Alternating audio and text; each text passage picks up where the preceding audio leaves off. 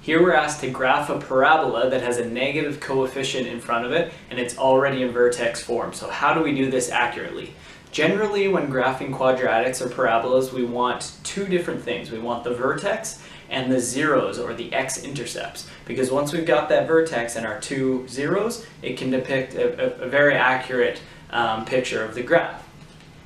So let's find that first, vertex. It's already in vertex form, so we can clearly see that the vertex is at the point 0, 4, because our x is squared, there's no middle term, so we're at 0 and 4. So I'm just going to plot that straight away, because we definitely want that. So 1, 2, 3, and 4, and I will plot that point.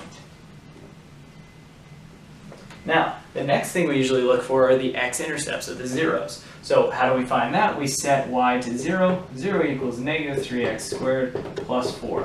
When we have a quadratic equal to 0, how do we solve? Two different ways. We can either factor or we use the quadratic formula. Now, unfortunately, this does not factor. We could use the quadratic formula, but that's probably going to be a little bit messy, especially if we don't have a calculator. So I could try and isolate for x by adding 3x squared to the left equals 4, x squared equals 4 over 3, so x would equal plus or minus the square root of 4 over 3. Still, that's a pretty messy number. I don't have a calculator, and I kind of want to be as accurate as possible.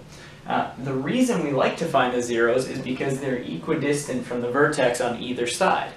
But really all we need is any 2 points that are equidistant from the vertex, find those y values, and that will give us an idea of what the vertical stretch looks like and how the parabola is shaped.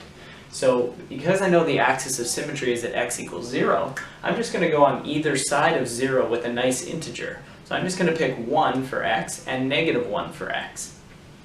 So when x is 1, I'll get y equals negative 3 times 1 squared plus 4, which equals negative 3 plus 4, which is 1. So I just found out that when x is 1,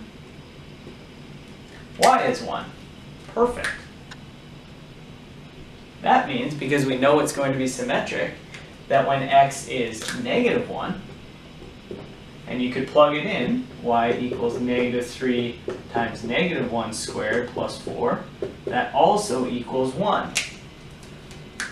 So we know there, and you can see because those are symmetric around the vertex, we're going to get a nice clean picture of what this looks like just by attaching this.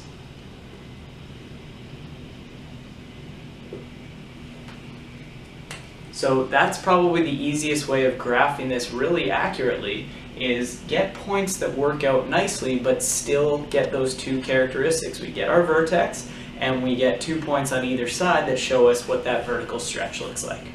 Hopefully that was helpful. You can always send us more questions, info@arnoldtutoring.com.